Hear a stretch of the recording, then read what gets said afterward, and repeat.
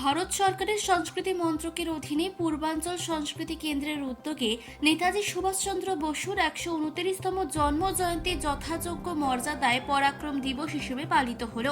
দক্ষিণ ২৪ পরগনার সুভাষগ্রাম কোদালিয়া সংলগ্ন রেলের মাঠে আয়োজিত এই অনুষ্ঠানের মূল উদ্দেশ্য ছিল নতুন প্রজন্মের কাছে নেতাজির বীরত্ব ও দেশাত্মবোধের আদর্শ পৌঁছে দেওয়া। দিনটি উদযাপনের নেতাজির পৈতৃক ভিটিতে মাল্যদান এবং প্রভাত ফেরির পাশাপাশি ২০০ জন শিল্পীর অংশগ্রহণে লাইভ আর্ট ক্যাম্প, স্কুল কলেজের পড়ুয়াদের জন্য কুইজ এবং বিশেষ মাল্ক ক্যাম্প প্রদর্শনীর আয়োজন করা হয়েছিল। এমনকি বিলুপ্তপ্রায় পুতুল নাচের মাধ্যমেও নেতাজির জীবনগাথা তুলে ধরা হয়। উল্লেখ্য, ২০২১ সাল থেকে ঘোষিত এই বিশেষ দিনটি উপলক্ষে আন্দামান ও নিকোবর দ্বীপপুঞ্জ সহ দেশের মোট ১৩টি স্থানে বর্ণাঢ্য অনুষ্ঠানের আয়োজন করেছে সংস্কৃতি মন্ত্রক। চলুন দেখে নেব বিস্তারিত। ट्रस्ट के अध्यक्ष साथियों, बीते वर्षों में पराक्रम दिवस देश की राष्ट्रीय भावना का, नेशनल स्पिरिट का एक अभिन्न पर्व बन गया। एक सुखद 25 जनवरी को मतदाता दिवस, 26 जनवरी को गणतंत्र दिवस, 29 जनवरी को मीटिंग रिट्रीट और फिर 30 भाइयों बहनों, साल 2026 में अंडमान निकोबार का इतिहास, यहाँ की सेल्यूलर जेल में गिनित देशभक्तों की गाथाएं नेताजी सुभाष चंद्र बोस से इसका संयोजन को और भी खास बनाती है।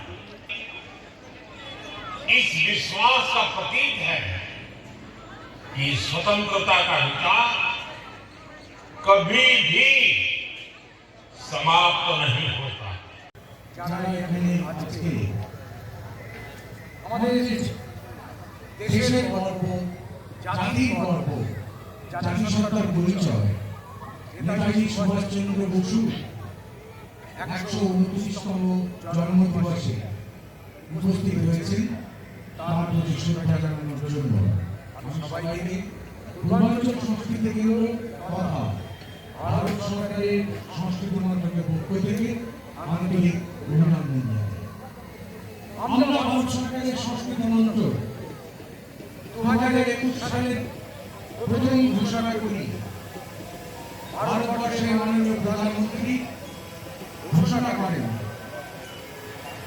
বীর বিক্রম ভারত পুরুষ পরাক্রমের মর্যাদা পুরুষোত্তম নেতাজি সুভাষচন্দ্র বসু তাঁর জন্মদিন পরাক্রম দিবস হিসেবে ঘোষণা করেন। যত বেশি করে সাংস্কৃতিকভাবে ঐক্যবদ্ধ, সাংস্কৃতিকভাবে সচেতন দেশ পৃথিবীর নতুন সাহিত্য দেশ হয়ে ওঠে। আমাদের দেশে উত্তর থেকে দক্ষিণ, পূর্ব থেকে পশ্চিম ভাষা, তারা তাদের সাংস্কৃতিক জাতি বারবার প্রতি বছর যে রাষ্ট্রীয় অনেক মানুষ, বিভিন্ন জাতিসত্তার মানুষ, তারা তাদের এই পরাক্রম দিবসের দিন আমরা প্রত্যেক পরাক্রম দিবসের উদযাপনের সঙ্গে সঙ্গে আমরা একটি সাংস্কৃতিক মিলন সন্ধ্যা, মিলন দিনের আয়োজন করেছি, যেখানে আপনারা দেখেছেন শিল্পীরা ছবি আঁকছেন, ছাত্ররা ছবি আঁকছেন। সারাদিন ছাত্রদের মধ্যে নানান ধরনের সাংস্কৃতিক কম্পিটিশন হবে। সন্ধ্যেবেলা আমরা জাতীয় ঐক্য উত্থাপন করব সঙ্গীতের মধ্যে।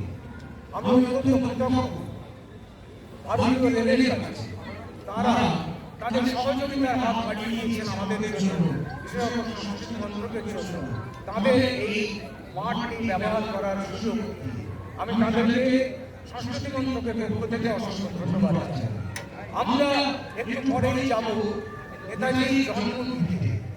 সারা পৃথিবীতে কোদালিয়া, সুভাষগ্রামের কাছে কোদালিয়া বিশ্ববিখ্যাত একটি জায়গা। কারণ সেখানে নেতাজি সুভাষচন্দ্র বসু ওইদিকে এগিয়ে আছে।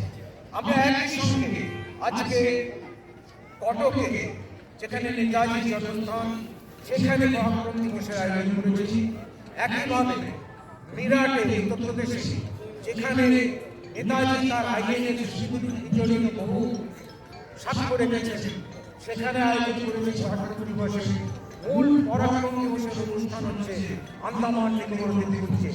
আন্দামান নিকোবর দ্বীপপুঞ্জকে বর্তমান সরকার যে নাম দিয়েছে, একটি হচ্ছে স্বদেশ দ্বীপ আর একটি হচ্ছে স্বরাজ দ্বীপ, যেখানে নেতাজি তার আইএনএ বাহিনীকে নিয়ে প্রথম পরাধীন ভারতবর্ষে, স্বাধীন ভারতবর্ষে। পূর্বাঞ্চল সংস্কৃতি কেন্দ্র ভারত সরকারের সংস্কৃতি মন্ত্রকের অধীন একটি সংস্থা। ভারত সরকার 2021 সাল থেকে নেতাজির জন্মজয়ন্তীতে পরাক্রম দিবস পালন করার জন্য আহ্বান জানিয়েছিলেন এবং 2021 সাল থেকেই আমরা সংস্কৃতি মন্ত্রক এর মূল দায়িত্বে আছি। তাই আজ নেতাজি সুভাষচন্দ্র বসুর 129তম জন্মদিনে আমরা পরাক্রম দিবস উদযাপন করছি এবং এই পরাক্রম দিবস শুধু যে আমরা এখানে পশ্চিমবঙ্গে করছি তা নয়, মূল অনুষ্ঠানটি হচ্ছে আন্দামান নিকোবর দ্বীপপুঞ্জে। আন্দামান নিকোবর দ্বীপপুঞ্জে, যেখানে নেতাজি সুভাষচন্দ্র বসু প্রথম স্বাধীন ভারতের পতাকা উড়িয়েছিলেন, তার স্মৃতির প্রতি শ্রদ্ধা জানিয়ে ভারত সরকারের সংস্কৃতি মন্ত্রক মূল অনুষ্ঠানটি করছে আন্দামান নিকোবর দ্বীপপুঞ্জে। পশ্চিমবঙ্গে কি এটা প্রথম আপনাদের? না, এটা পশ্চিমবঙ্গে প্রথম নয়। 21 সাল থেকেই আমরা পরাক্রম দিবস পালন করে আসছি। পশ্চিমবঙ্গের ক্ষেত্রে আমরা 21 সালে ভিক্টোরিয়া মেমোরিয়াল হলে করেছিলাম। তারপরে পরপর আমরা বিভিন্ন জায়গায় এই পরাক্রম দিবসের অনুষ্ঠান করেছি। আমরা পূর্বাঞ্চল সংস্কৃতি কেন্দ্র একই সঙ্গে উড়িষ্যার কটকে নেতাজির জন্মস্থান এবং এই কোদালিয়ায়, সুভাষগ্রামের কোদালিয়ায়, যেখানে তার পৈতৃক আবাস, সেখানে এই অনুষ্ঠান করছি। একই সঙ্গে মুর্শিদাবাদেও নেতাজির স্মৃতি বিজড়িত জায়গায় আমরা অনুষ্ঠান করছি। শুধু অনুষ্ঠান করার মধ্য দিয়ে নয়, ভারত সরকারের সংস্কৃতি মন্ত্রকের অধীন NEZCC, north eastern zonal cultural centre, যেটি ডিমাপুরে অবস্থিত, তারা মণিপুর এবং নর্থ ইস্টের বিভিন্ন জায়গায় যেখানে নেতাজির স্মৃতির সঙ্গে জড়িয়ে আছে এমন স্থানে পরাক্রম দিবস উদযাপন করছে। ভিক্টোরিয়া মেমোরিয়াল হল, আজ ভিক্টোরিয়া মেমোরিয়াল হলে মূল অনুষ্ঠানটি করছে এবং সেখানে আসছেন ভারতবর্ষের মাননীয় উপরাষ্ট্রপতি, থাকবেন আমাদের পশ্চিমবঙ্গের মাননীয় রাজ্যপাল, আমাদের পূর্বাঞ্চল সংস্কৃতি কেন্দ্রের সভাপতি তথা চেয়ারম্যান মাননীয় রাজ্যপাল এখানে আসার কথা ছিল, কিন্তু যেহেতু উপরাষ্ট্রপতি ভিক্টোরিয়া মেমোরিয়াল হলে আসছেন, সেই জন্য সেখানে উনি থাকছেন। একটি শুভেচ্ছা বার্তা আমাদেরকে পাঠিয়েছেন। আমাদের মূল উদ্দেশ্য ভারতবর্ষের প্রগতির জন্য মূলত প্রয়োজন যুব সমাজকে, সেই যুব সমাজের কাছে নেতাজির আদর্শ, নেতাজির বক্তব্য, নেতাজির ভাবধারা এবং সর্বোপরি দেশের প্রতি নিবেদিত প্রাণ করে তোলার একটা প্রচেষ্টা।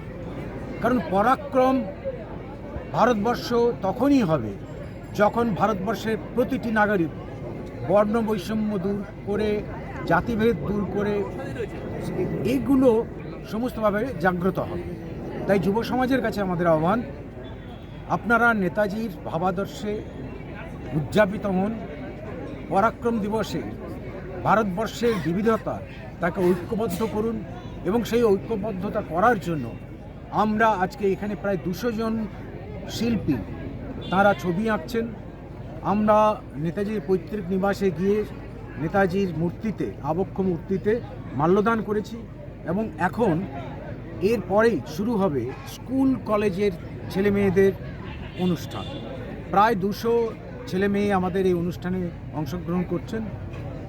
এনসিসি থেকে এনসিসি ক্যাডেট তারাও এসছেন। শুধু তাই নয়, সন্ধেবেলায় আমরা একটা বর্ণাঢ্য সাংস্কৃতিক অনুষ্ঠানের আয়োজন করেছি। দক্ষিণ 24 পরগনা থেকে চিফ এডিটর জিতেন সরকারের রিপোর্ট, চেতনা বার্তা, জেগে থাকে, জাগিয়ে রাখে।